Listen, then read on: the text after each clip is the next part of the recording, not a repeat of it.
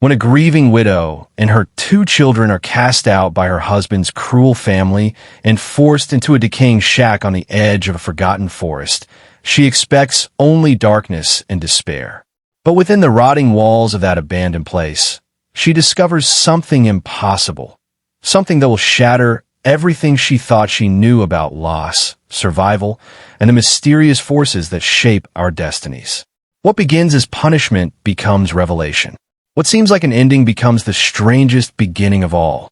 If this story moves you, please like this video and subscribe for more tales that will haunt your heart and change how you see the world.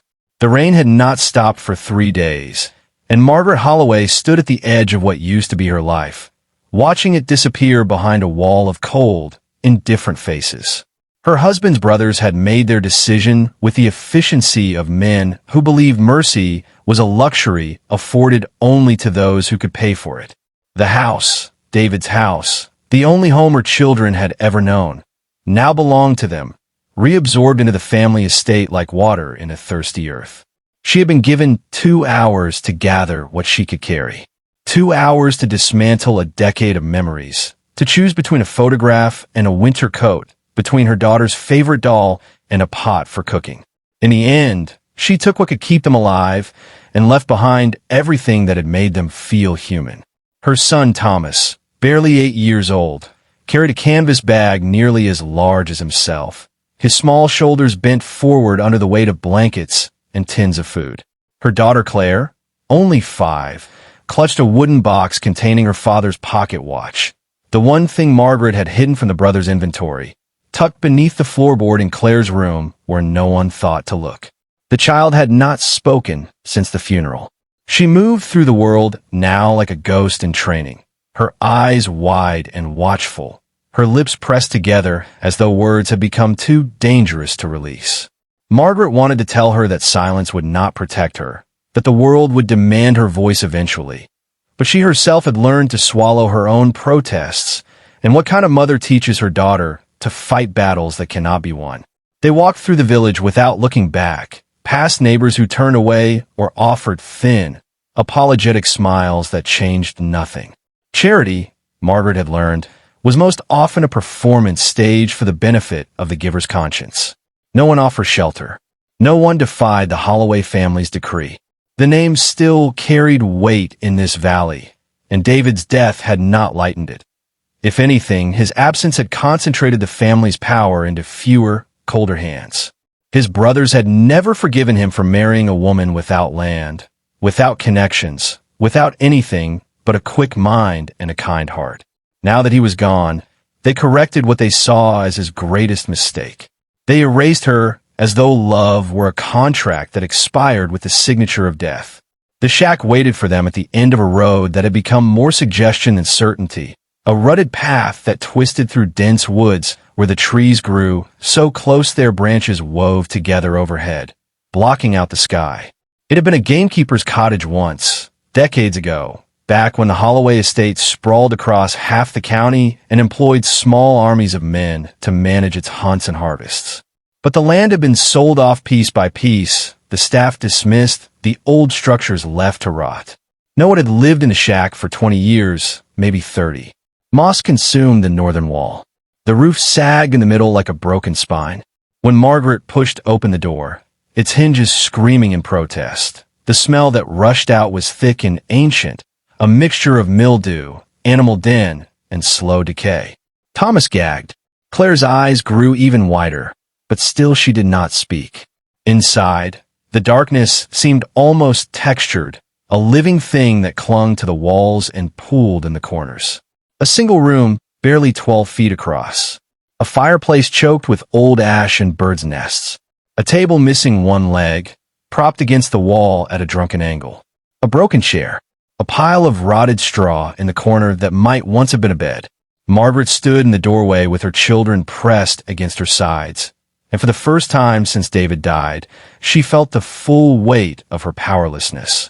She had been cast out, discarded, sentenced to this place as punishment for the crime of having loved a man whose family could not forgive his choices. And yet, even as despair rose in her throat like flood water, something else stirred beneath it, something harder, sharper, forged in the heat of her anger. She would not let them win. She would not let this place become their tomb. Somehow, impossibly, she would find a way to transform this ending into a beginning, even if she had no idea how. The first night in the shack, Margaret did not sleep. She could not afford to. While Thomas and Claire huddled together beneath every blanket they owned, their small bodies pressed close for warmth in the corner farthest from the door, she worked by the light of a single candle stub to make the space even marginally livable. The fireplace required an hour of excavation, pulling out decomposed nests, centuries of ash, a dead crow so desiccated it came apart in her hands like paper. When she finally coaxed a flame to life using the last of their matches and splinters of wood scavenged from the forest floor, the smoke that poured into the room made her eyes stream and her lungs burn. The chimney was blocked, or perhaps collapsed. She would have to dismantle it stone by stone, or find another way to vent the smoke, but for now she let the fire die rather than suffocate them all. In the darkness, listening to her children's uneven breathing, Thomas's punctuated by small whimpers even in sleep, Claire's so quiet Margaret had a strain to hear it. She took inventory of their situation with the ruthless honesty of someone who could no longer afford delusion. They had food for perhaps 5 days if she rationed carefully. 6 tins of beans, a small wheel of hard cheese already beginning to mold, a bag of flour, 3 apples, a jar of preserves. After that, nothing. The village was a 4-mile walk through the forest, and even if she made the journey, she had no money to buy more. David's brothers had taken everything, his accounts, his savings, even the small inheritance that had come from her own mother. Legally, they said, it all belonged to the estate. Legally, she had no claim. She could try to find work, perhaps, but who would hire a widow with 2 small children and no references? The respectable families in the valley would not want her. She was tainted now by poverty, by association with failure. The less respectable establishments would want things from her she was not willing to give, not yet, not while any other option remained. So she would have to find another way. The forest itself would have to provide. She knew a little about edible plants from her childhood, half-remembered lessons from a grandmother who had lived on the edge of civilization. Mushrooms and berries, roots and herbs. She would learn the rest through trial and error, through careful observation. People had survived in worse conditions. She repeated this to herself like a prayer, like an incantation powerful enough to reshape reality through sheer force of will. When gray dawn light finally began to seep through the gaps in the walls, and there were many gaps, fissures between the boards wide enough to slip her fingers through, Margaret rose stiffly from the floor where she had been sitting with her back against the door. Her body ached. Her hands were black with soot and splinters. But she was alive, and her children were alive, and that would have to be enough for now. She stepped outside into air, so cold it felt like breathing knives. The rain had stopped sometime in the night, leaving everything slick and dripping. The forest surrounded the shack on 3 sides, dense and dark and watching. She had the uncanny sensation that the trees themselves were aware of her presence, that they were waiting to see what she would do, whether she would survive or simply disappear like all the other forgotten people who had passed through this place. She spent the morning exploring the immediate area around the shack, searching for anything useful. Behind the structure, half hidden by undergrowth, she found what remained of a small garden plot, now completely overgrown but still distinguishable by the faint geometric pattern of its raised beds. Someone had grown food here once. Someone had made a life in this place, however temporary. The discovery sparked something in her chest. Not quite hope, but its quieter cousin, possibility. She would clear the beds. She would plant seeds if she could find or trade for them. It was too late in the season for much, but she could try lettuce, perhaps, or quick-growing radishes. Anything that might supplement their dwindling supplies. She also found a well, its stone rim crumbling but the water inside clear and cold when she lowered a bucket on a rotted rope. The rope broke halfway up on her first attempt, and she watched helplessly as the bucket plummeted back down and disappeared into darkness. She sat beside the well for several minutes afterward, fighting the urge to scream, to weep, to simply give up. But giving up was a luxury she could not afford. So she stood instead and began searching for alternatives. By midday, she had fashioned a crude replacement from strips of fabric torn from her own underskirt, braided together into something that might hold for a few days, maybe a week. It would have to be enough. Thomas emerged from the shack around noon, blinking against the pale sunlight like a creature emerging from hibernation. He looked thin and small and breakable, his dark hair sticking up at odd angles, his father's eyes staring out of his young face with an expression far too old for 8 years. He did not ask where they were or how long they would stay. He seemed to understand instinctively that these were questions without good answers. Instead, he asked if he could help, and Margaret assigned him the task of gathering kindling, small sticks and dry leaves that might catch fire more easily than the damp logs she had been attempting to burn. He set to the task with solemn concentration, as though he understood that their survival might depend on his ability to find the driest twigs, the most combustible materials. Claire did not emerge until late afternoon, and when she did, she moved to her mother's side and attached herself there like a barnacle to a ship, one small hand twisted into the fabric of Margaret's skirt. She still had not spoken. Margaret tried several times to coax words from her, gentle questions about what she might like to eat, whether she was cold, whether she wanted to help gather mushrooms, but the child only nodded or shook her head, her expression solemn and watchful. Margaret told herself it was temporary, a response to trauma that would pass once they found some semblance of stability. But late at night, alone with her fears, she wondered if her daughter's silence was actually a form of wisdom, an understanding that words had failed them all so completely there was no point in pretending they held any power anymore. By the third day, Margaret had established a rhythm, a set of routines that gave structure to the chaos. Wake before dawn, coax the fire to reluctant life using the chimney they had partially unblocked by climbing onto the sagging roof and pulling out handfuls of debris. Boil water. Prepare a meager breakfast. Send Thomas into the forest with instructions to stay within shouting distance. Work on whatever project seemed most urgent, reinforcing the door, stuffing gaps in the walls with moss and mud, clearing more of the garden plot. At midday, a small meal. More work. Another meal at dusk. Then darkness and the long, cold nights when sleep came in fragments if it came at all. She began to learn the forest language, to recognize which mushrooms were safe and which would kill them, which berries could be eaten and which would make them violently ill. She made mistakes. They all suffered through a night of stomach cramps after she misjudged a cluster of dark purple berries. But she learned. She taught Thomas to set simple snares using wire she had found in a rusted toolbox beneath the shack, though he cried the first time they caught a rabbit, cried even as they skinned and cleaned it, even as the smell of roasting meat filled the shack and made their mouths water with desperate hunger.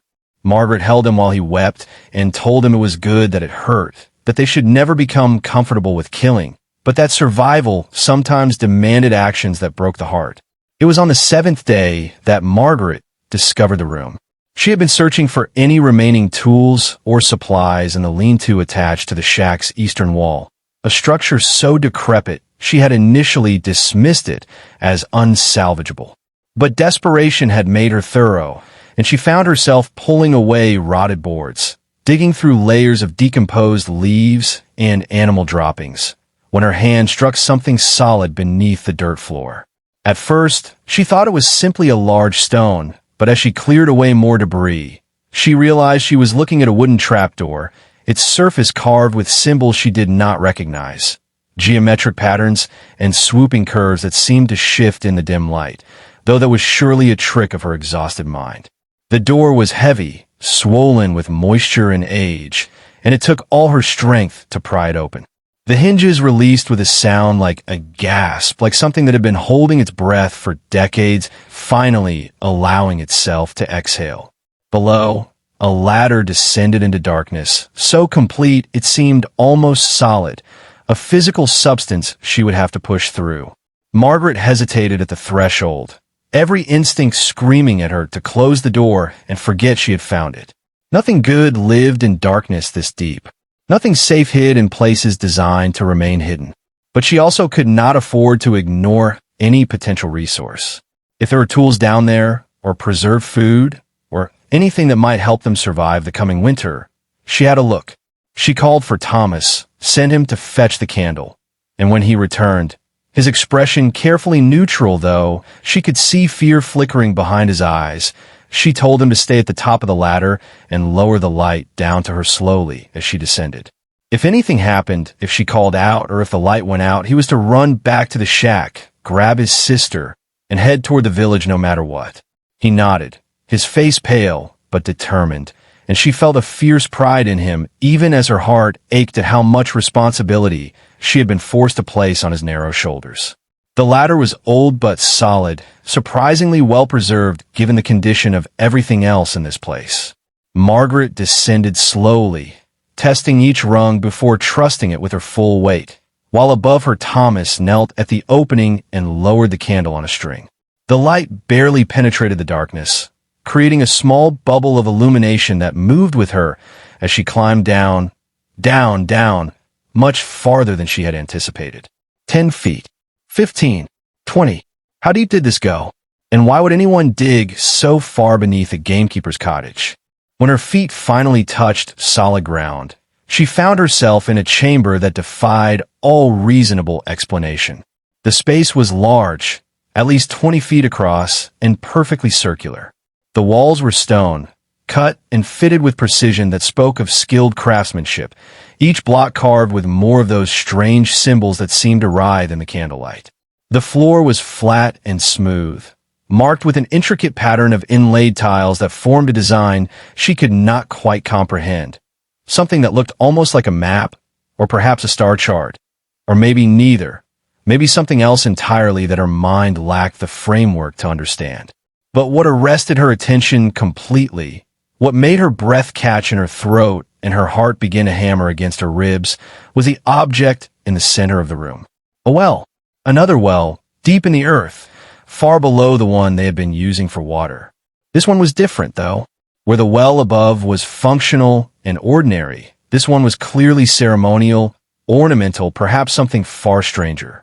Its rim was carved from a single piece of black stone that seemed to absorb light rather than reflect it, and the opening was sealed with an iron grate so intricate it looked like frozen lace. Chains hung from the 4 cardinal points, disappearing up into the darkness of the ceiling, and at the end of each chain dangled an object. A bell, a key, a small mirror, and something else, something that might have been a piece of bone or horn, or perhaps petrified wood, too corroded to identify with certainty. Margaret approached slowly, her footsteps echoing strangely in the enclosed space. The air down here was different, not stale as she had expected, but fresh, almost sweet, carrying a scent she could not quite identify. Flowers, perhaps, though that made no sense. Nothing could grow in this darkness. She knelt beside the well and peered through the grate, but she could see nothing below, only more darkness, deeper and more absolute than any she had encountered before. She had the unsettling sense that she was looking not down but out, that the well opened not into earth but into some other place entirely, somewhere that followed different rules, acknowledged different laws. She reached out and touched one of the chains, the one holding the key, and the metal was warm beneath her fingers, impossibly warm, as though it had been sitting in sunlight despite being buried beneath 20 feet of earth and stone. The moment her skin made contact, something changed. The air pressure shifted. The symbols on the walls seemed to glow faintly, pulsing with a light that came from within the stone itself, rather than from any external source. And from the depths of the sealed well came a sound, low and resonant, like the note of a bell struck underwater, or perhaps like breathing, slow and deep and patient. Margaret yanked her hand back as though burned, her heart racing. She should leave. She should climb back up that ladder immediately and never come down here again, should seal the trapdoor and pile stones on top of it and forget this place existed. Every rational part of her mind screamed this instruction. But beneath the fear, something else stirred. Curiosity, yes, but also a strange sort of recognition, as though some part of her had been waiting to find this place, as though she had been brought here not by accident or misfortune, but by design, by the mysterious architecture of fate itself. She stayed for several more minutes, examining the chamber, running her hands over the carved walls, trying to decipher the symbols though they remained stubbornly meaningless to her. Finally, when Thomas called down with worry sharp in his voice, she climbed back up into the gray afternoon light, blinking against the brightness after so long in darkness below. She told her son only that she had found an old storage room, nothing more, and made him promise not to go down there without her.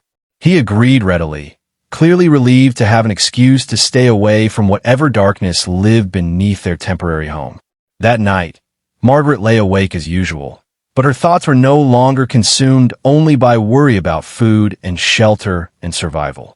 Now she thought about the chamber beneath the shack, about the sealed well and the warm chains and the symbols that seemed to move in the candlelight. She thought about the map or star chart or whatever was on the floor, and about the 4 objects hanging over the well like offerings to some unknown deity. Most of all, she thought about that sound, the breathing, the bell note, the sense of something vast and patient waiting in the darkness below. She had no context for understanding what she had found. Her education had been limited to practical skills and basic literacy. She knew nothing of ancient rituals or forgotten practices, nothing of the old ways that had existed in this valley long before Christianity had swept across the land like a flood, drowning older beliefs beneath its doctrine. But she understood instinctively that the chamber was important, that it had been built with purpose and sealed with intention, and that unsealing it, if such a thing were even possible, would change everything, though whether for better or worse she could not begin to guess. The discovery of the chamber beneath the shack created a strange duality in Margaret's days. On the surface, she continued her desperate struggle for survival, rationing food with mathematical precision, teaching Thomas which plants could be eaten and which must be avoided, slowly patching the holes in their shelter as winter's approach became more evident in the changing quality of light and the increasingly frequent frost that left the forest floor glittering and treacherous each morning. But beneath this practical existence, her mind circled obsessively around the sealed well and its hanging treasures, around the question of what purpose that place had served and what, if anything, still waited in its depths. She descended into the chamber several more times over the following week, always alone, always leaving the children with strict instructions to stay together in the shack. Each visit revealed new details she had missed before. The symbols on the walls, for instance, were not random decorations, but seemed to form a narrative that ran around the circumference of the room like a story told in a language she could not read. They depicted figures, human shapes, or mostly human, though some seemed to possess too many limbs or eyes in unexpected places, engaged in activities that might have been ritual or might have been something else entirely.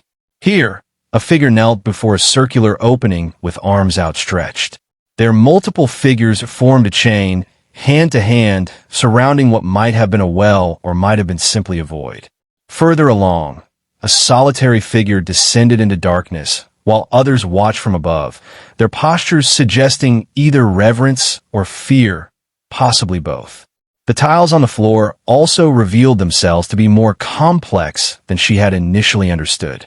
What she had taken for a map was actually a calendar of some kind, she thought, or perhaps an astronomical chart tracking the movement of celestial bodies. Lines connected various points in patterns that seemed mathematically precise, and at the intersections of certain lines were more symbols, these ones smaller and more intricate, requiring her to kneel and peer closely to make out their details.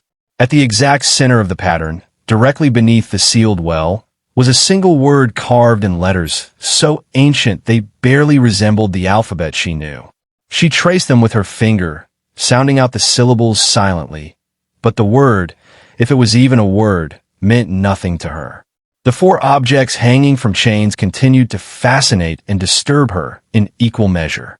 The bell was silver or perhaps platinum, untarnished despite what must have been decades or centuries in this damp environment, and when she gave it the gentlest tap with her fingernail, it produced a note so pure and sustained it seemed to hang in the air for minutes afterward, resonating in her bones and teeth and the back of her skull.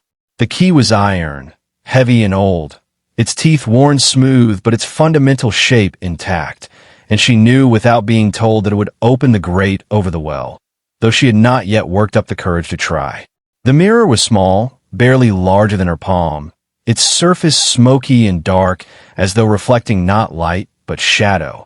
And when she looked into it, she saw not her own face, but something else, something that shifted and changed before she could focus on it clearly. The fourth object, the bone or horn or wood, remained the most mysterious. It was roughly cylindrical, perhaps 6 inches long, covered in more of those undecipherable symbols, and when she touched it, it vibrated faintly beneath her fingers like something alive, something waiting. But the well itself, the sealed opening at the center of everything, commanded her attention most completely. She spent hours sitting beside it, peering through the grate into depths that revealed nothing, listening for sounds that came sporadically and without pattern. Sometimes that low bell note, sometimes what might have been whispers in a language dead before her great-great-grandmother was born, sometimes only silence, so profound it felt like a presence of its own. She began to sense that the well was not truly a well at all, not in the conventional sense. It did not lead to water. It led somewhere else, somewhere the builders of this chamber had wanted to access or perhaps contain, she could not be sure which. The grate and chains suggested containment, a sealing away of something that must not be allowed to emerge. But the objects hanging above suggested offering worship, a desire to communicate or appease. Contradiction lived at the heart of this place, and she could not resolve it. She told no one what she was doing during her hours underground. Thomas and Claire knew she disappeared sometimes, vanishing into the lean-to for periods that stretched longer than any practical task would require, but they did not question her. Thomas because he had learned that some questions were too heavy to ask, Claire because she still had not spoken a single word since her father's funeral. Margaret watched her daughter's continued silence with growing concern, but she did not know how to fix it, did not know how to give the child permission to grieve when she herself was barely holding her own grief at bay through sheer force of will and the constant demands of survival. Their situation had improved slightly. She had managed to trap 3 more rabbits, had identified a grove of nut trees within walking distance, had even traded some foraged mushrooms to a farmer's wife in exchange for a small bag of oats. But winter was coming, and they were nowhere near prepared for it. The shack leaked cold through 100 invisible seams. Their blankets were insufficient. They had no warm clothes beyond what they had carried with them. She calculated and recalculated their resources, and every calculation ended the same way. They would not survive until spring unless something changed, unless she found some solution that did not yet exist within the narrow confines of their current reality. It was desperation, ultimately, that drove her to use the key. She had been sitting beside the sealed well in the underground chamber, the candle burning low, her mind spinning through scenarios and possibilities like a machine that could not be shut off. Every option led to the same conclusion. They were going to die. Slowly or quickly, peacefully or painfully, but the outcome was inevitable unless she could find help, and help was not coming. No one cared what happened to a widow and her children. No one would intervene. She and Thomas and Claire would simply disappear into the forest like smoke, and the world would continue unchanged, would not even notice their absence. In that moment of absolute despair, staring into the darkness beyond the grate, she made a decision that felt both insane and inevitable. If there was something down there, something in that impossible depth, perhaps it could be bargained with.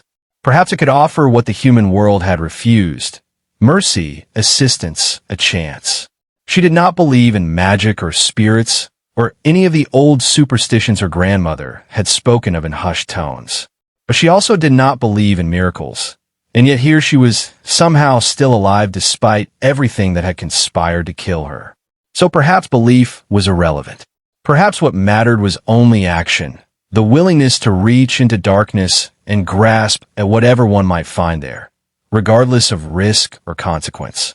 She reached up and unhooked the key from its chain. The metal was warm, almost hot, and the moment it came free, the other 3 objects began to swing gently, though there was no breeze in this enclosed space. The bell chimed softly. The mirror flashed with light that came from no identifiable source. The bone or horn or wood vibrated hard enough that she could hear humming. Margaret's hands shook as she fitted the key into the lock that secured the grate. It slid in easily, turned smoothly despite its apparent age, and the mechanism released with a sound like a sigh. Relief or regret, she could not tell. The grate lifted away from the opening, lighter than it looked, and she set it aside carefully. Then she knelt at the edge of the well and looked down into depths that should have been black, but were not. Instead, far below, impossibly far, she saw light. Not the warm yellow of fire or the bright white of sun, but something else, blue-green and shifting, like looking up at the surface of water from the bottom of a lake, or like bioluminescence in deep ocean trenches, or like northern lights trapped underground. The light pulsed gently, breathing, and as she watched it seemed to rise toward her, ascending through the well shaft with the slow inevitability of dawn. She should have run, should have replaced the grate and locked it and never returned to this place. But she was transfixed, unable to move, unable to look away as the light grew brighter and closer. She became aware of a sound, not the bell note this time, but something else, something that might have been music or might have been the cadence of speech in a language so old it predated words as she understood them. It wrapped around her like a physical presence, and she felt it not just in her ears but in her chest, her bones, the base of her spine. It was asking something, demanding something, offering something. She could not understand the specific content, but she grasped the fundamental structure. This was a transaction, an exchange, a bargain being proposed between herself and whatever lived or waited or existed in that impossible depth. The light reached the top of the well and spilled over the edge like water, like smoke, like something that had no physical form but could occupy space anyway. It pooled around her knees, cool against her skin though it possessed no temperature, and where it touched her, she felt her exhaustion lift slightly, her hunger ease, her fear transmute into something else. Not courage exactly, but acceptance, or perhaps understanding that fear and courage were not opposites, but two faces of the same essential human condition. The light began to coalesce, taking shape. Not a human shape, nothing so simple, but a form nonetheless. It was tall, or perhaps it was small and very close. It had boundaries, or perhaps it had none. It was singular, or perhaps it was multiple entities moving in perfect synchronization. Her eyes could not quite focus on it, could not quite capture what she was seeing and translate it into something her mind could process. And then it spoke. Not with words, not with sound exactly, but she understood nonetheless, understood with a clarity that bypassed language entirely and went straight to meaning, to pure comprehension. It was old, older than the forest, older than the valley, older than any human civilization that had ever existed in this place. It had been here before the first stones were laid to build the first shelter, before the first crop was planted in the first cleared field. It had watched generations rise and fall, had seen countless humans come seeking what she sought now: salvation, transformation, the reversal of impossible fortune. And it had helped some of them, those it deemed worthy or interesting or perhaps simply amusing in their desperate hope. It had changed them, given them what they asked for, though not always in the way they expected. It could help her too, if she was willing to pay the price. Margaret found her voice, though it came out rough and uncertain. What price? The light being pulsed, and more understanding flooded into her. Not words, but images, sensations, concepts that coalesced into meaning. It wanted nothing she could not afford to give. It did not want her life, or her soul, or any other permanent surrender. What it wanted was simpler and stranger. It wanted her to remember, to witness, to carry the knowledge of its existence forward into the world above, to become a living reminder that the old things were not dead, merely sleeping, waiting, watching from their hidden places. It wanted her to teach her children what she had learned here, not so they would worship or fear, but so they would understand that reality was larger and stranger than the small, safe world humans constructed to protect themselves from the truth of their own insignificance. And in exchange? In exchange, It would give her the means to survive. Not through magic. It was done with that kind of flashy intervention, had learned over millennia that such displays created more problems than they solved, but through knowledge. It would show her what was hidden, would reveal to her the resources that existed in this place, overlooked by those who had come before, because they had not known how to look, had not possessed the right kind of eyes. There was wealth here, ancient and forgotten, buried and waiting. There was power here, not the crude power of violence or domination, but the subtler power of understanding, of seeing patterns others missed, of knowing which threads to pull to unravel or reweave, continuing the fabric of fate. Margaret considered the offer. What choice did she have, really? She could refuse, could flee back to the surface and seal the chamber and try to survive on her own limited knowledge and resources. But that path led only to slow death, to watching her children waste away through the winter while she herself grew too weak to care for them. Or she could strike this bargain with something that should not exist, but clearly did, and in doing so, perhaps, give her family a chance at something more than mere survival. "Show me," she whispered. The light being expanded, filling the chamber completely, and Margaret found herself standing not in the underground room, but somewhere else entirely. Not physically transported, she thought, but experiencing something like a vision, a revelation, multiple realities overlapping in the same space. She saw the shack as it had been a century ago, when the gamekeeper lived there with his family, and she saw the hidden compartment beneath the floorboards where he had stored his earnings, silver coins that had fallen through the cracks and lay forgotten, still there, waiting to be found. She saw the forest in winter and the location of animal dens where she could set more effective traps, and the places where edible roots grew deep beneath the frozen ground, and the hollow tree that housed a massive beehive, dormant now, but full of honey that could be harvested if one knew how to calm the bees. She saw the well above, the ordinary well they had been using for water, and understood that it connected to an underground spring that flowed through a much larger cave system, a network of tunnels that ran beneath the entire valley, and in those caves were mineral deposits and clay beds and things of value that no one had discovered because no one had thought to look. She saw the village 4 miles away and the people in it, saw their needs and desires, their weaknesses and wants, and understood how she could position herself not as a beggar pleading for charity, but as someone offering something valuable, something necessary. She saw herself transformed from victim to agent, from someone acted upon to someone who acted with intention and knowledge and carefully cultivated power. The vision faded, and she was back in the chamber, kneeling beside the well, the light being retreating back down into the depths from which it had emerged. The grate remained open. The key lay beside her on the stone floor, no longer warm but cold now, spent, its purpose fulfilled. She felt different, not changed in any physical way, but altered nonetheless, as though she had been asleep her entire life and was only now, in this moment, truly waking up. The exhaustion that had dogged her for weeks was gone. The fear that had lived in her chest like a stone had dissolved. In its place was something new, certainty, clarity, a sense of purpose that went beyond mere survival and into the realm of intention, of choosing how her story would unfold rather than simply enduring whatever fate thrust upon her. She closed and locked the grate carefully, hung the key back on its chain, and climbed out of the chamber on legs that did not shake, even though they should have.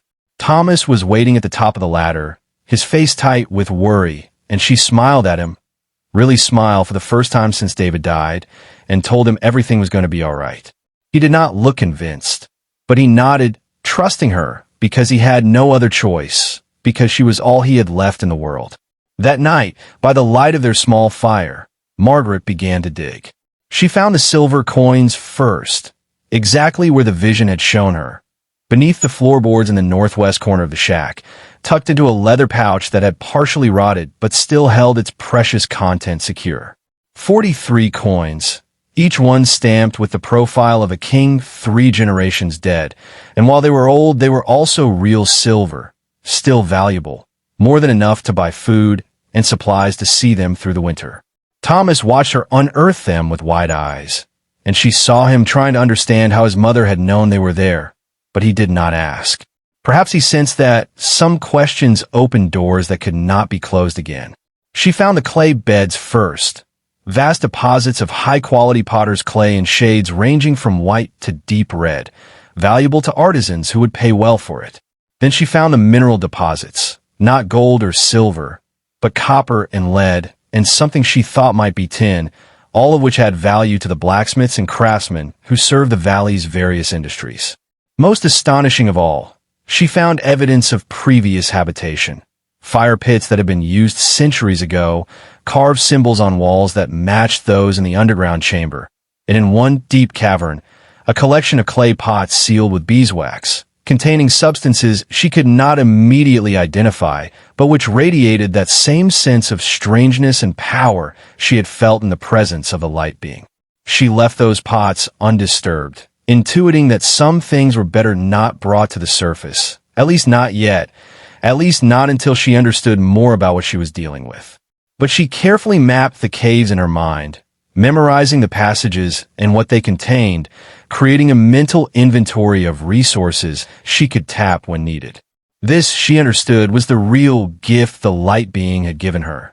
Not wealth itself, but knowledge of where wealth could be found, which was infinitely more valuable because it was sustainable, renewable, could not be stolen or depleted in a single theft or disaster.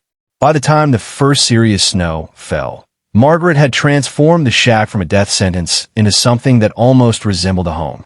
The roof was patched and weatherproofed. The walls were stuffed with moss and clay, sealed against the wind. The fireplace, finally cleared and repaired, drew properly and filled the single room with heat.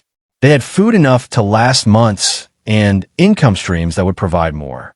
Thomas had stopped having nightmares most nights. Claire, while still silent, had begun to smile occasionally, small expressions that lit her solemn face like sun breaking through clouds. Margaret allowed herself, for the first time since David's death, to consider not just survival, but what might come after. She thought about spring, about the garden she would plant, about teaching Thomas to read and write properly, about finding a way to encourage Claire's voice to return. She thought about accumulating enough resources to leave this place eventually, to move somewhere the Holloway name carried no weight, and she could reinvent herself completely, could become someone new rather than remaining trapped forever in the role of David's widow, defined by loss rather than by her own accomplishments. But she also thought about the chamber beneath the shack, about the light being that waited there in its impossible depths, about the bargain they had struck. She had accepted knowledge, and in return had agreed to remember, to witness, to carry forward the understanding that reality was stranger than most people imagined.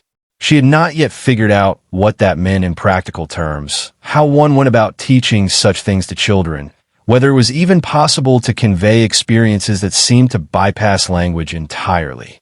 But she was beginning to suspect that was part of what would be asked of her. Not immediately, perhaps, but eventually, when the time was right and the circumstances aligned. In the deep of winter, when the forest was locked in ice and the world shrank to the small circle of firelight in their shack, Margaret descended into the chamber one more time. The well was still sealed, the grate locked, but she could feel the presence below, patient, watchful, satisfied perhaps that she had fulfilled her part of the bargain so far. She sat beside it for a long time, not seeking further gifts or revelations, just existing in that space, acknowledging what lived there and being acknowledged in return. It was a form of prayer, she supposed, though directed at something that bore no resemblance to any deity she had been taught to worship. When she finally climbed back up to the surface, she found Thomas waiting with an expression of mixed curiosity and concern. He had grown taller over the past months, she realized. His face was losing its childish roundness, angles emerging that would eventually reshape him into a young man. He was watching her with an intensity that suggested he was trying to solve a puzzle, to understand what his mother was doing during her long absences in the underground spaces. "What's down there?" he asked quietly. Margaret considered lying, deflecting, maintaining the fiction that she was simply exploring or conducting maintenance. But Thomas deserved better than that. He was old enough to begin understanding that the world contained mysteries, that some questions had answers that could not be easily explained or neatly categorized. So she told him the truth, or as much of it as she could translate into words. Something old, she said. Something that was here long before us, and will be here long after we're gone. Something that helped us when we needed help most. Thomas absorbed this with the seriousness of a much older person. Is it dangerous? Maybe, Margaret admitted, but not to us. Not as long as we remember it. Not as long as we acknowledge it. She paused, then added, everything powerful is dangerous, Thomas. Fire keeps us warm, but it can also burn us. Water sustains life, but it can also drown. Danger and benefit are not opposites. They're aspects of the same force. He nodded slowly, processing. Then, after a long moment, does Claire know? In her own way, I think she does. Children sometimes understand things without words that adults need language to grasp. Will you teach me? Thomas asked. About what's down there? About how to remember? Margaret smiled and reached out to ruffle his hair, a gesture of affection they had not shared in too long. When you're ready, when the time is right, there's no rush. These things have waited centuries already. They can wait a few more years until you're old enough to understand fully what you're accepting. That winter passed slowly but without disaster. They weathered the storms, survived the coldest weeks, emerged into early spring thin but healthy, ready to begin again. Margaret planted her garden, teaching Thomas how to prepare the soil and space the seeds, how to read the signs that indicated when the last frost had truly passed. She began making regular trips to the village, not as a supplicant, but as someone offering valuable goods and services, clay for potters, herbs for healers, information for those who needed to know things but did not want to ask directly. She cultivated a reputation for reliability and discretion, and slowly, carefully, she built a network of connections that would sustain them far better than charity ever could. The second spring in the shack brought changes that would have seemed impossible a year earlier. Margaret's small garden had expanded into a much larger plot, producing not just enough food for her family, but surplus she could trade or sell. Her foraging operation had grown into something approaching a business. She supplied 3 different merchants with rare mushrooms, medicinal herbs, and wild honey, enough to generate steady income through the warmer months. Most significantly, she had begun offering her services as a guide to the cave systems beneath the valley, carefully controlling access to the most valuable deposits while allowing small-scale extraction that benefited multiple families while preserving the resource for future generations. She never spoke of how she had discovered the caves, and people learned not to ask. She became known simply as someone who knew the land in ways others did not, who could find things that remained hidden to less observant eyes. There was speculation, of course, whispered theories about how a woman who had arrived with nothing had managed to establish herself so thoroughly in so short a time. Some thought she had married into knowledge, that David had left her information about family resources before he died. Others suggested she was simply lucky, in the right place at the right time, with the right combination of desperation and determination. A few whispered darker theories, stories about witchcraft and bargains with entities that dwelt in wild places. But those rumors never gained real traction because Margaret was too visibly normal, too practical and grounded to fit the archetype of someone who dealt in supernatural powers. The truth, as it so often did, hid in plain sight. The chamber beneath the shack remained her secret, visited sometimes weekly, sometimes not for months, depending on what she felt she needed. She did not return seeking further gifts. The light being had given her everything she asked for and more in that first transaction. Instead, she returned to honor her part of the bargain, to remember and witness, to spend time in that space acknowledging that reality was larger than the small, safe world humans constructed. Sometimes she brought offerings, not because the light being demanded them, but because reciprocity felt right, felt necessary. Flowers in spring, the first fruits in summer, colored leaves in autumn, evergreen branches in winter. Tokens that marked the passage of time, acknowledgments that the world above continued to turn while the darkness below remained constant. Thomas turned 10, then 11, and Margaret began teaching him more deliberately about what waited in the underground chamber. Not everything. He was still too young for full understanding, but enough to prepare him, to lay the foundation for the knowledge he would need when he was older. She taught him first about observation, about seeing what was actually there rather than what he expected to see. They spent hours in the forest, and she would ask him questions that forced him to look closer, to notice patterns and details he would otherwise have overlooked. Which trees hosted which types of mushrooms. How animal tracks told stories about what had passed, and when and why. The way water moved through the landscape, and what that revealed about the hidden architecture beneath the surface. She taught him about secrecy, about understanding when to speak and when to remain silent.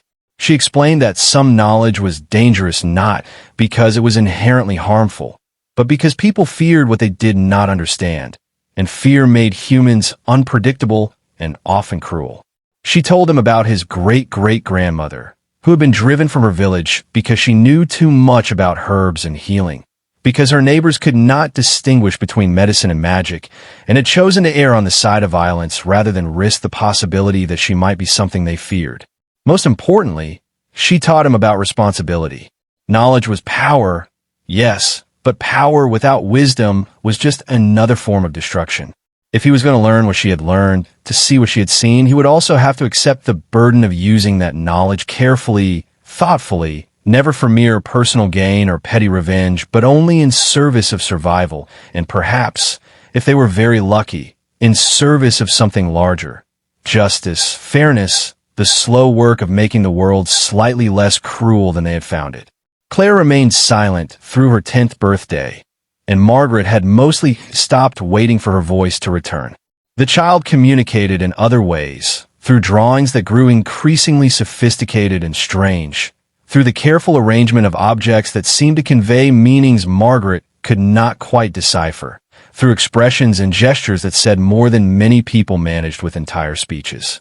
She had developed a relationship with the forest that was different from Thomas's, more intuitive and less analytical. She could walk through the woods without disturbing the animals, could approach a deer or rabbit and simply sit near it, watching, existing in parallel with the wild things in a way that suggested she had found some frequency of consciousness that bypassed the human-animal divide. Margaret suspected her daughter had visited the underground chamber on her own, though Claire never admitted it and Margaret never asked directly. She would sometimes find evidence, a small handprint in the dust on the ladder, fresh flowers arranged on the floor beside the sealed well, a sense that the space had been occupied recently, even though she had been alone when she descended. Rather than being concerned, Margaret felt something like relief.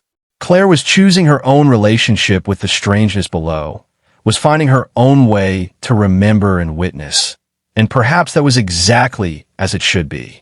Perhaps each person who encountered that place needed to forge their own understanding, their own bargain, their own peace with mysteries that could not be fully explained. The Holloway family, David's brothers and their families, eventually learned that Margaret had not quietly disappeared as they had expected. When they discovered she was not only surviving, but thriving, establishing herself as someone with resources and connections, their response was predictably hostile. They sent messages first, polite on the surface but threatening beneath, suggesting it would be wise for her to leave the valley, to take her children elsewhere rather than causing problems by remaining. When she ignored these messages, they escalated to direct confrontation. It was David's oldest brother, Richard, who came to the shack one cold morning in the second autumn after they had been cast out. He arrived with 2 other men, cousins or retainers. Margaret was not sure which, clearly intending to intimidate her into compliance. They found instead a woman who met them at her door with calm assurance and no visible fear, who invited them inside for tea as though they were welcome guests rather than hostile forces, who listened to their veiled threats with an expression of polite interest that somehow made clear their words carried no weight with her. "You've done well for yourself," Richard said, his tone making it clear this was an accusation rather than a compliment. "Remarkably well, considering you arrived here with nothing." "I arrived here with what I've always had," Margaret replied. intelligence, determination, and a willingness to work harder than most people find comfortable. Some say you had help. Unnatural help. Margaret smiled. Some people will say anything to avoid admitting that a woman they underestimated has proven more capable than they imagined possible. If believing I have supernatural assistance helps you sleep at night, Richard, you're welcome to that fiction. The conversation continued in this vein for some time, Richard attempting to establish dominance or extract concessions, Margaret deflecting every attempt with a combination of directness and strategic ambiguity. She never quite confirmed or denied anything, never quite revealed the sources of her knowledge or the extent of her resources. She simply made clear, through tone and posture and carefully chosen words, that she was no longer someone who could be easily moved or threatened, that any attempt to force her out would be more costly than they were willing to pay, that she had become someone with connections and leverage of her own. Eventually, Richard and his companions left, unsatisfied but also uncertain, which was exactly the state Margaret wanted them in. Uncertainty was power. As long as they could not quite figure out how she had accomplished what she had accomplished, they would be hesitant to move against her too directly, afraid of consequences they could not anticipate. After they were gone, Thomas emerged from the back of the shack where he had been listening. "Will they try something else?" he asked. "Probably," Margaret admitted. "Men like that don't give up easily. But each time they try and fail, it becomes less likely they'll try again. Eventually they'll decide I'm not worth the effort, that it's easier to simply ignore me than to keep fighting battles they're not winning. And if they don't decide that," Margaret looked at her son steadily, "then we'll deal with whatever comes. We've survived worse than the Holloway family's displeasure, Thomas. We'll survive this too." And they did. Over the following year, there were several more attempts to undermine or threaten them. Subtle moves to cut off or trade relationships. Efforts to spread rumors that damaged her reputation.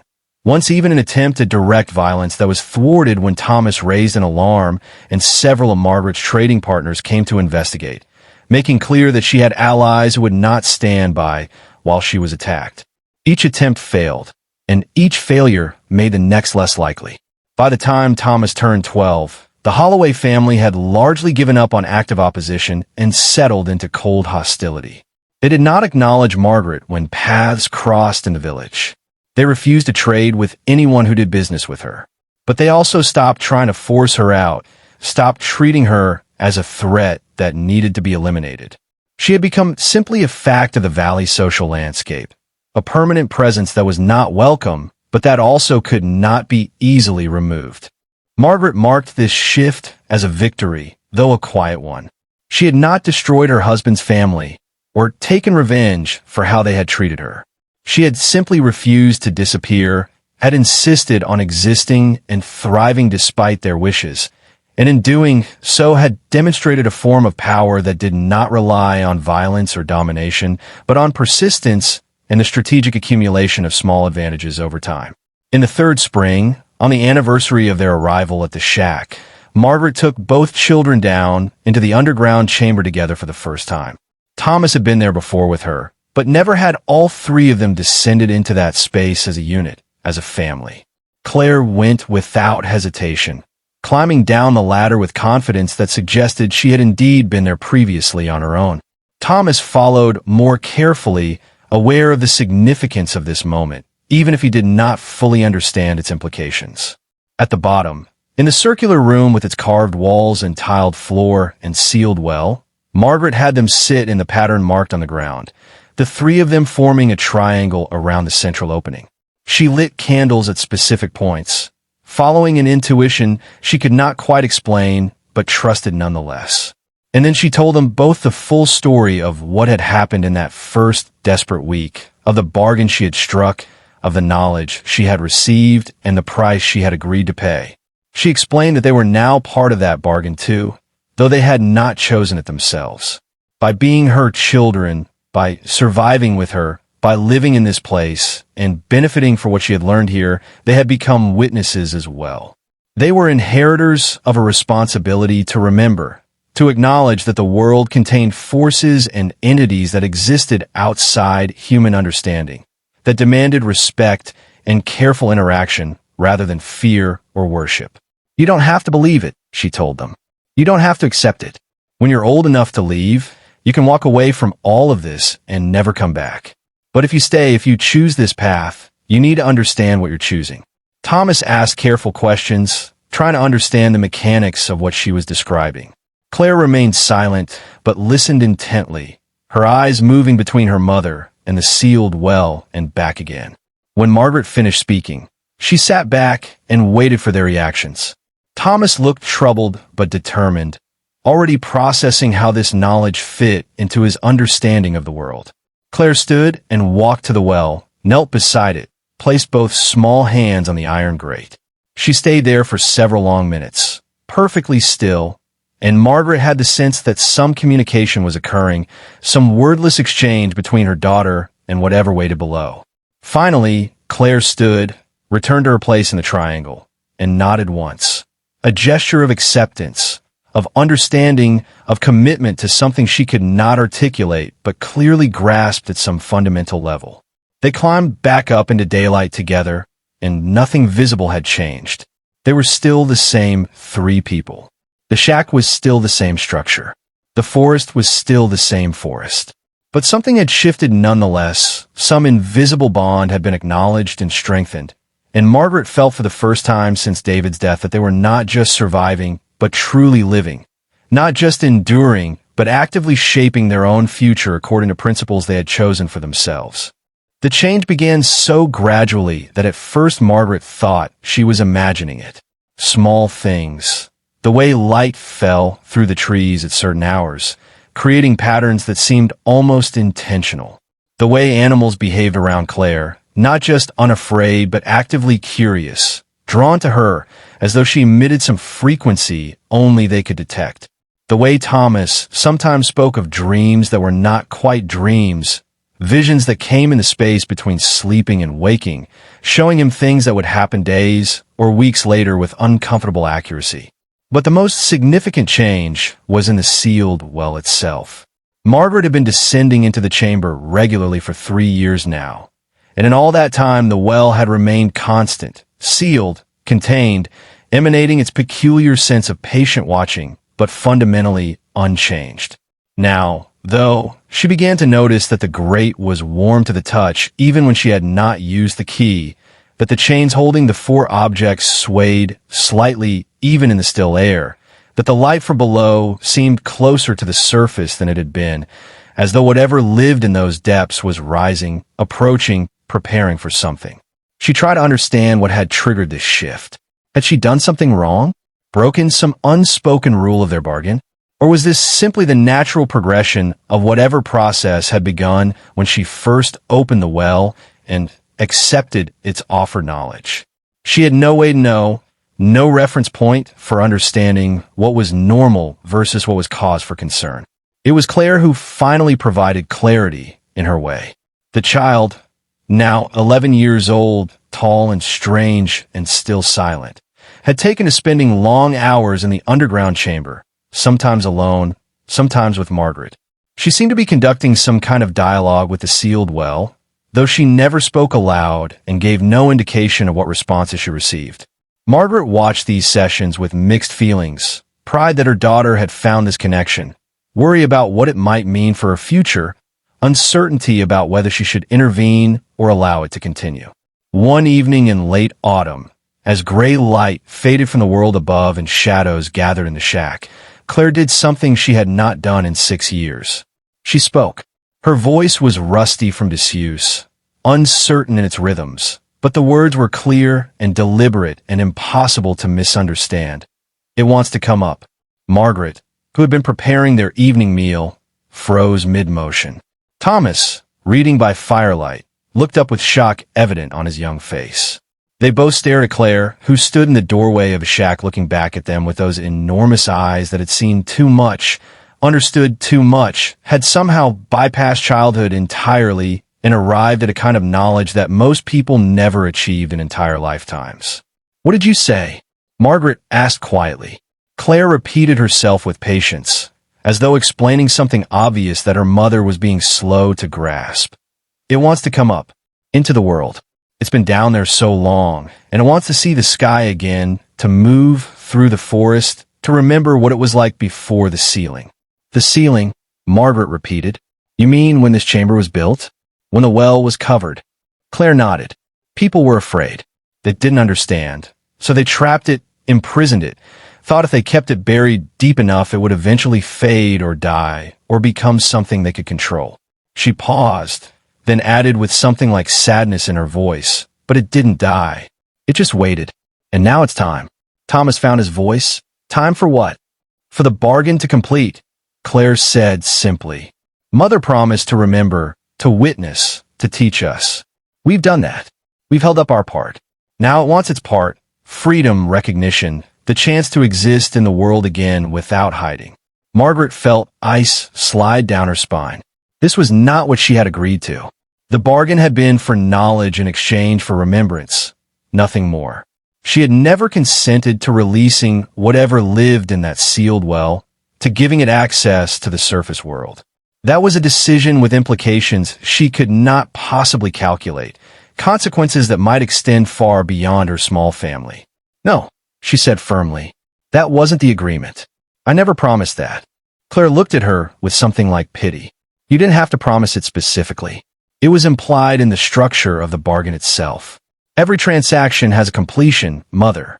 Every exchange reaches a point where both parties have received what they're owed and the debt is settled. We've taken and taken knowledge, resources, survival, prosperity. Now it's time to give something back beyond just memory. But what would it do? Thomas asked, practical even in the face of impossibility. If it comes up, would it hurt people? Would it cause problems? Claire shook her head slowly. I don't think so. It's not malicious. It's just old and tired of being alone in the darkness. It wants to move through the forest, to see the stars, to exist as it did before humans decided it was too strange to be allowed freedom. Margaret sank down onto the rough bench beside their table, her mind racing through implications and possibilities. If she refused, and she could seal the chamber permanently, could move her family away from this place and never return. What would be the consequence? Would the light being accept her refusal, or would it find ways to compel compliance? And if she agreed, if she opened the well fully and allowed whatever waited below to emerge into the world, what responsibility would she bear for whatever resulted from that decision? She thought about David, about the kind of man he had been, thoughtful, careful, but also brave, willing to take risks when he believed the potential benefit outweighed the danger. What would he have done in this situation?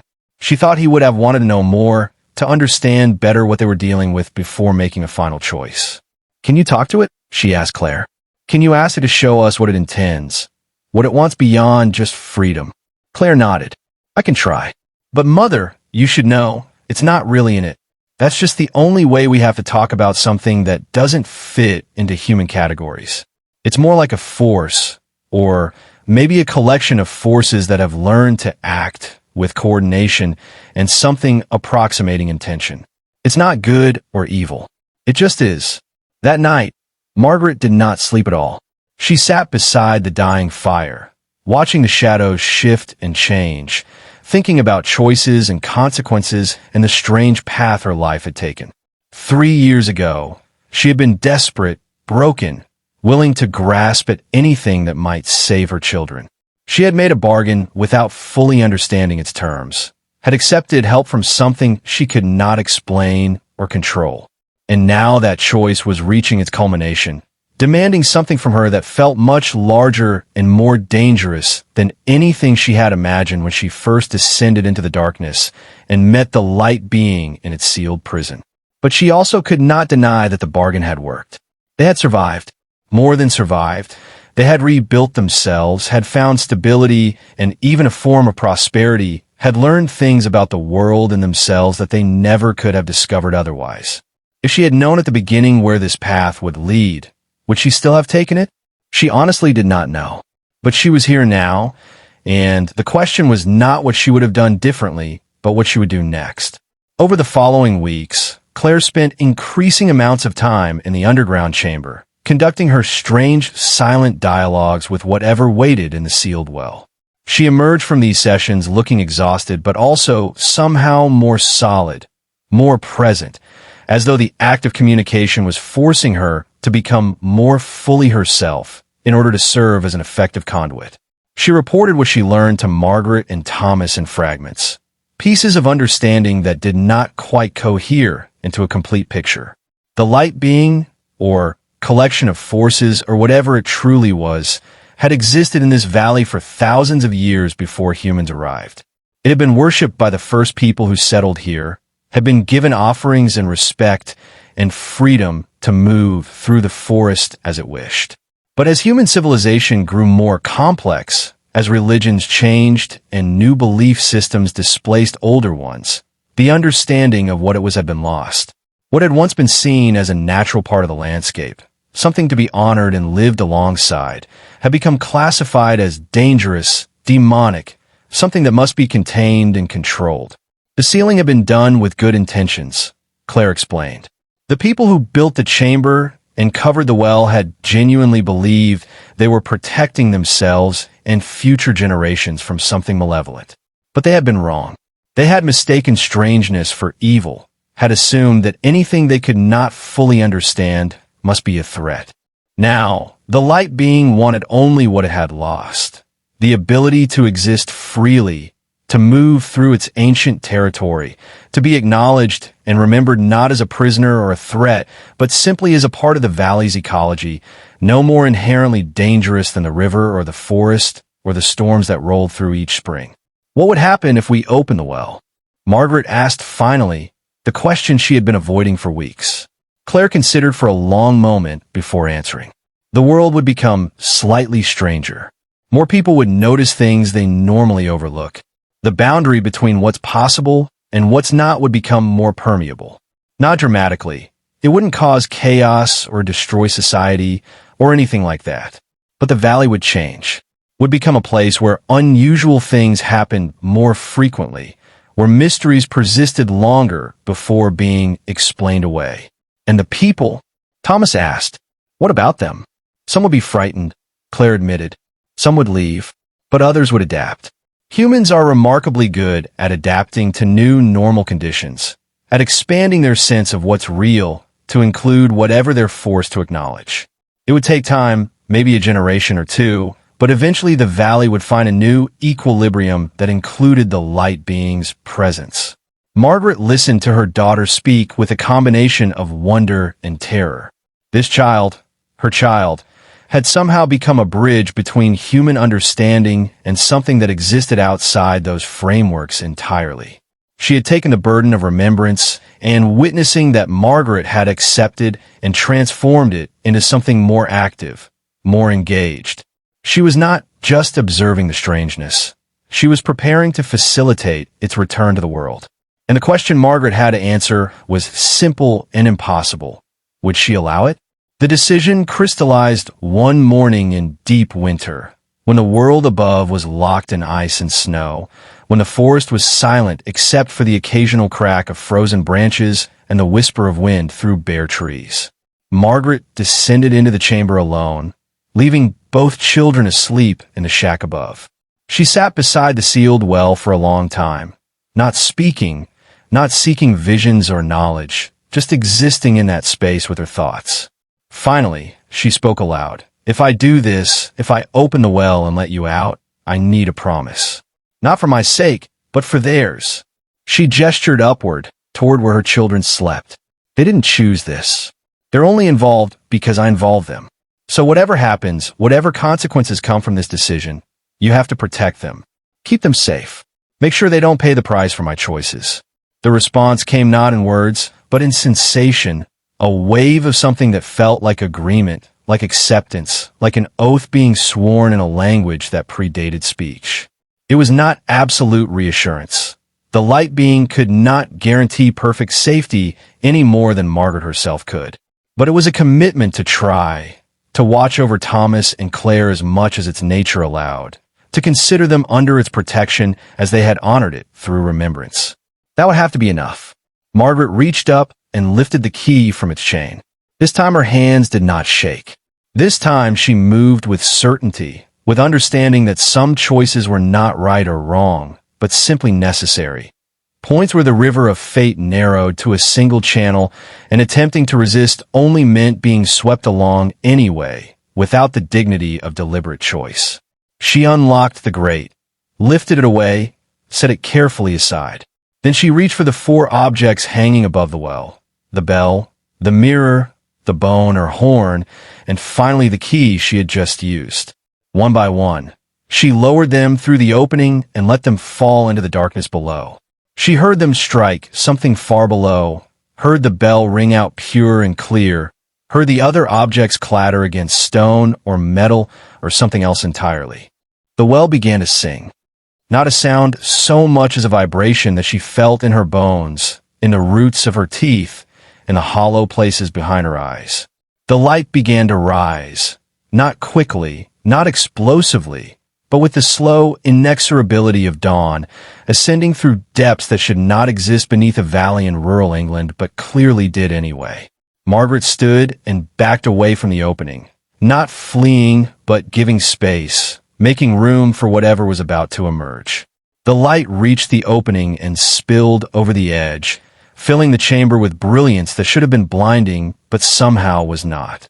It coalesced, took form, or tried to, shifting through shapes that never quite stabilized into anything Margaret's eyes could completely capture.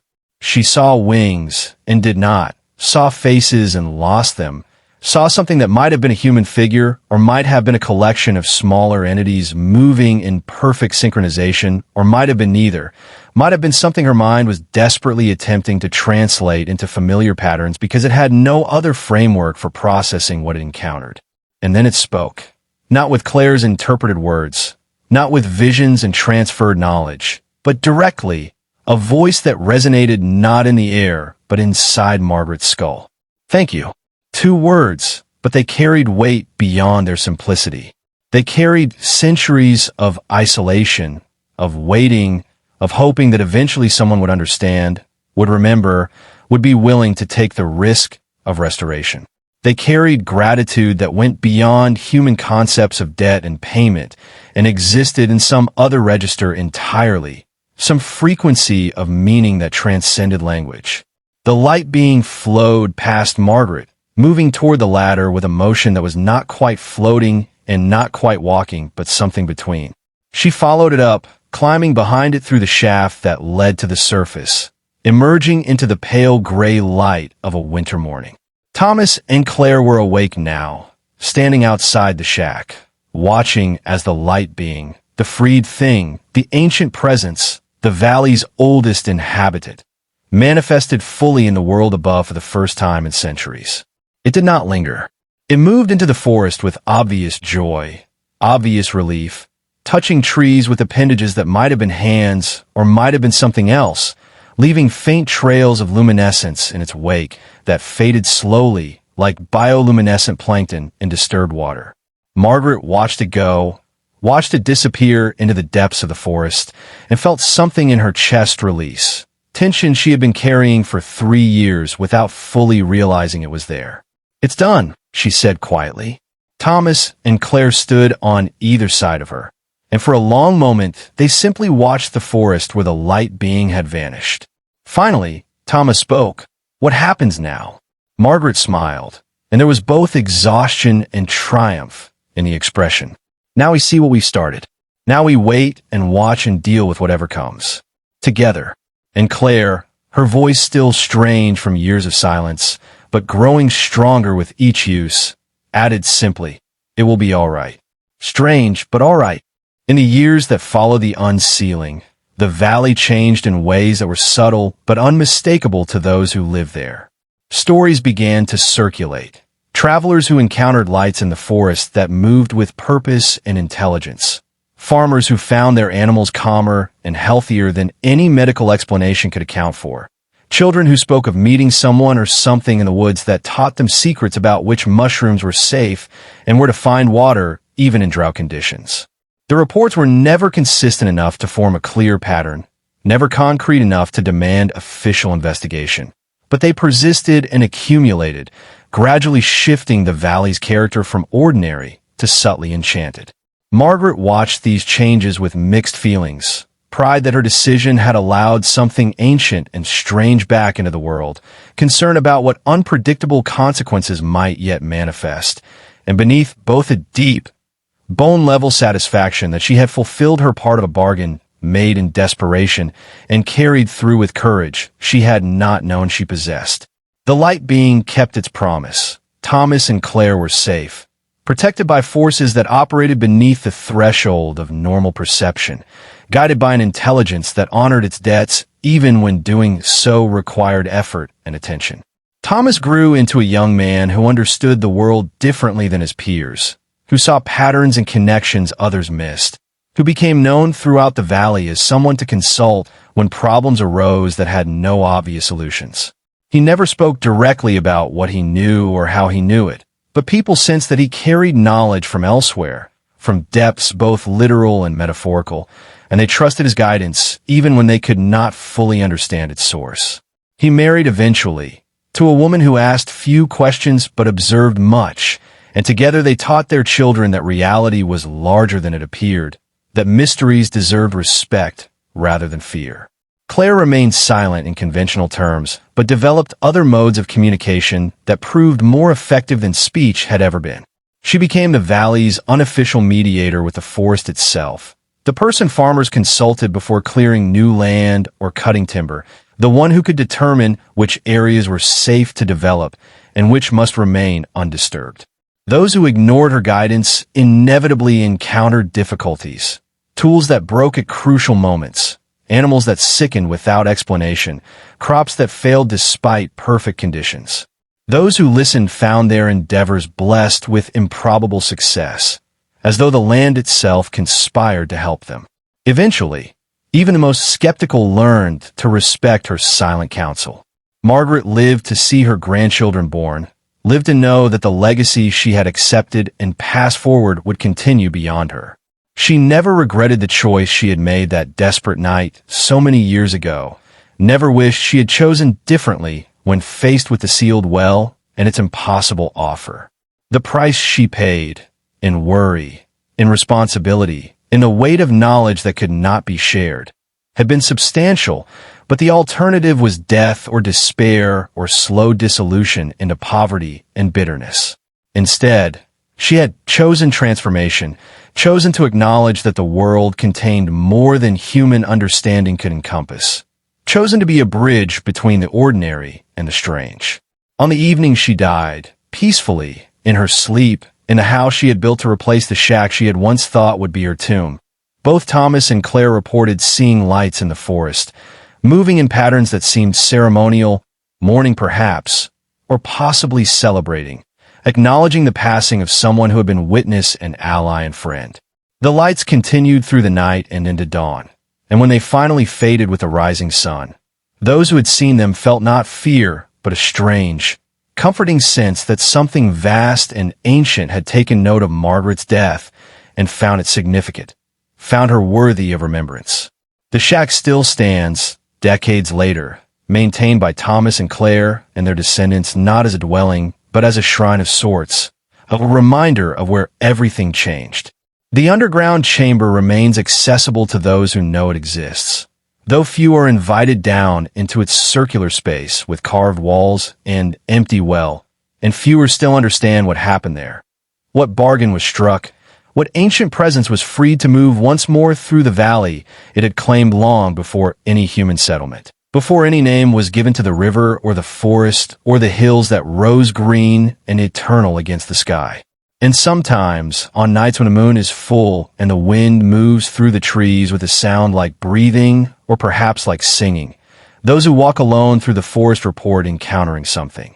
Not hostile, not dangerous, but undeniably other, undeniably strange, a presence that watches and remembers and continues its patient existence, grateful perhaps for the widow who refused to let despair define her ending, who chose instead to open the sealed well and acknowledge that fate could be rewritten by those brave enough to bargain with forces older than fear itself, to trade certainty for possibility, to accept that transformation often arrives wearing the face of catastrophe, waiting to be recognized and renamed and claimed as the strange, improbable beginning it always was.